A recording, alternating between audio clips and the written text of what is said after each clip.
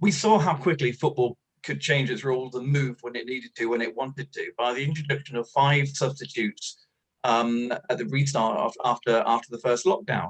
And that was done to protect from muscular injuries. So we've seen how quickly they can react and move to do that for muscular injuries. So why not brain injuries? So we don't accept the delays. We don't understand the delays or the continued procrastination in terms of talking about this and trialing this and trialing that.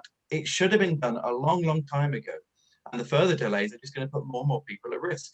And the concept of having a permanent substitute as opposed to temporary concussion substitutes doesn't really seem to make an awful lot of sense to us, because you're still going to have this issue of a 3-minute assessment to decide whether or not that player is fit to continue or has to go off permanently.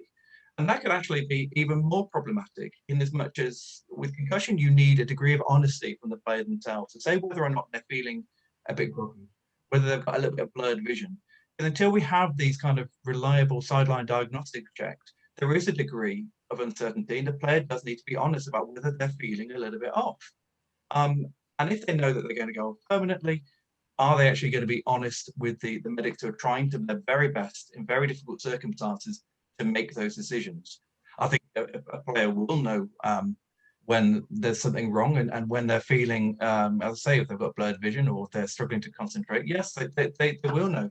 But we've talked about this a long time and said we need to take decisions away from the players and away from the coaches. These decisions cannot be based on emotions. We know that professional footballers, and actually anybody who's passionate about sport at any level, will want to keep playing. They want to be out there. They don't want to quit. They want to fight on to the bitter end. So, giving this a decision to players is completely the wrong way to go. We need to make this a dispassionate, medical-based decision that the managers, the coaches, the players have no say in. Well, I think that the boxing is a whole nother level when it comes to, we talked before about managing risk.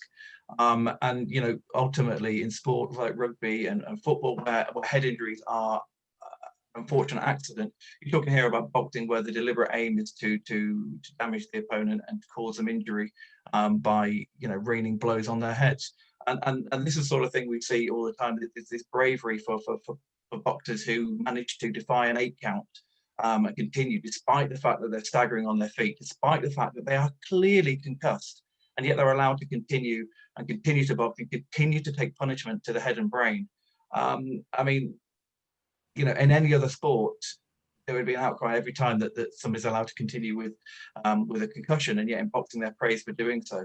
And in this situation with on the weekend, you've got former boxers who are criticising boxer for taking the knee when he had a fractured eye socket. I mean, and the concept being that you've got to be brave, you've got to be a hero, you've got to fight on to the bitter end. What kind of message is that sending to people about the nature of brain injuries? It's dangerous, it's irresponsible.